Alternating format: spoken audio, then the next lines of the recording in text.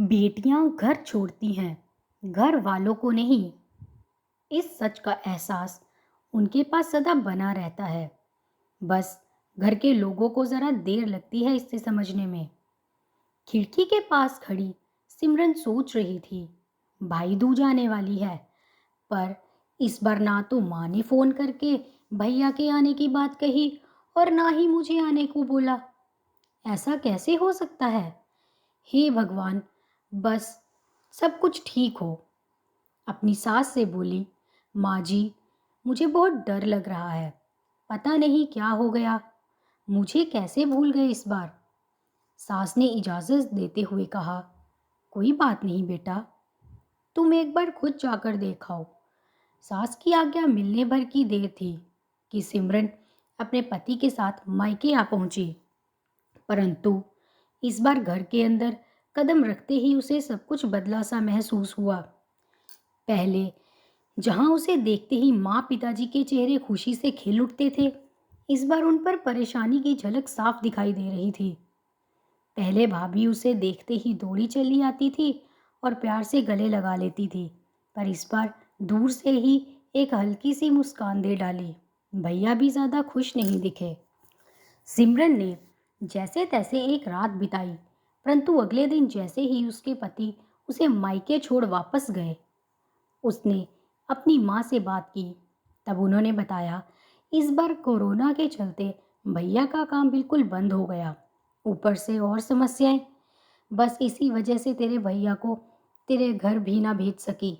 सिमरन बोली, कोई बात नहीं माँ, ये मुश्किल दिन भी जल्दी निकल जाएंगे, आप चिंता मत करो। शाम को भैया भाभी आपस में बात कर रहे थे, जो सिमरन ने सुन ली।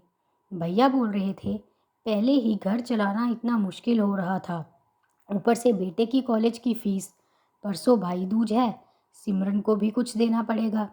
भाभी बोली, कोई बात नहीं, आप चिंता ना करें, ये मेरी चूड़ियाँ बहुत पुरानी हो गई हैं, इन्हें बेचकर जो पैसे आएंगे उससे सिमरन दीदी को त्योहार भी दे देंगे और कॉलेज की फीस भी भर देंगे। सिमरन को यह सब सुनकर बहुत बुरा लगा।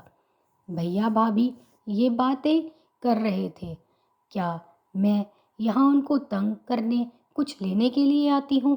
वह अपने कमरे में गई। तभी उसे याद आया कि शादी से कुछ समय पहले जब वह नौकरी करती थी, तो उसने बड़े शौक से अपनी पहली तनख्वाह लाकर पापा को दी थी। तब पापा ने कहा था, ये पैसे अपने पास ही रख ले बेटा, मुश्किल वक्त में काम आएंगे। इसके बाद वह हर महीने अपनी सारी तनख्वाह बैंक में जमा करवाती रही। शादी के बाद जब भी मायके आई तो माँ ने उसे पैसे निकलवाने को कहा, पर सिमरन हर बार कह देती कि अभी मुझे ज़रूरत नहीं। पर आज उन पैसों की उसके परिवार को ज़रूरत है। वह अगले दिन ही सुबह भतीजे को साथ लेकर बैंक गई और सारे पैसे निकलवा कर पहले भतीजे की कॉलेज की फीस जमा की और फिर घर का ज़रूरी सामान खरीद कर घर वापस आ गई। अगले दिन जब भैया का टीका किया तो भैया ने भरी आंख से उसके हाथ 100 का नोट रखा। सिमरन मना करने लगी तो भैया बोले, ये तो शगुन है पगली, मना मत करना। सिमरन बोली, भैया, बेटियां मायके शगुन के नाम पर कुछ लेने नहीं बल्कि अपने माँ बाप की अच्छी सेहत की कामना करने, भैया भाभी को माँ बाप की सेवा करते देख ढेरों दुआएं देने और बड़े होते भतीजे भतीजियों की नज़र उतारने आती हैं। जितनी बार मायके की दहलीज पार करती हैं, ईश्वर से उस दहलीज की सलामती की दुआएं मांगती हैं।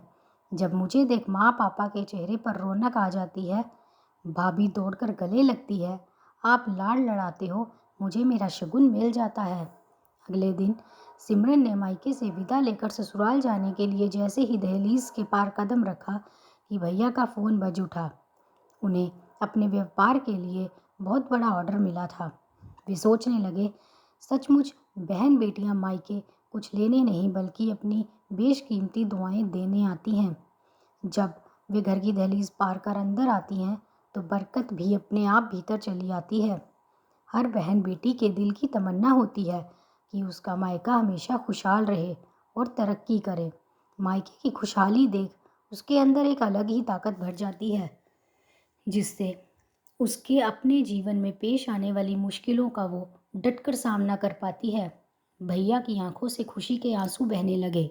दोस्तों, अगर आपको हमारी यह कहानी अच्छी लगी हो तो हमारे चैनल को लाइक, सब्सक्राइब और शेयर ज़रूर करें। धन्यवाद।